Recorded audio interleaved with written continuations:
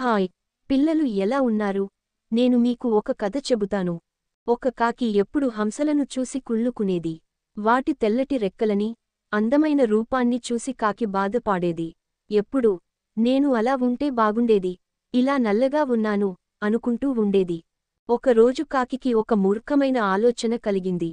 హంసల లాగానే తను నీళ్లల్లో ఉంటూ, వాటిలా కలుపు మొక్కలు తింటూ, చెరువులో ఈత కొడుతూ ఉంటే అది చాలా అందంగా అయిపోతుందనుకుంది ఆ పిచ్చి కాకి. అప్పటినుంచి నానా ప్రయత్నాలు చేసింది. గాలిలో ఎగరడం మానేసి నీళ్లల్లో ఈత కొట్టడానికి తెగ ప్రయత్నం చేసింది. కాని కాకికి ఈత రాదు కదా. అలవాటు లేని కాకికి మొక్కలు తింటే అవి పడక, తినలేక, పాపం కాకి బక్క చిక్కిపోయింది. అయినా పాపం చాలా రోజులు అలాగే ప్రయత్నం చేసింది. కాని అందంగా తయారవడము కాదు కదా, ఉన్న బలం కూడా కాకికి పోయింది. ఇంక ఇది లాభం లేదని, అలవాట్లు మార్చినంత మాత్రాన్న రూపం మారిపోదని తెలుసుకుని కాకి ఆ పైన హంసలను చూసి అసూయ పాడడం మానేసింది.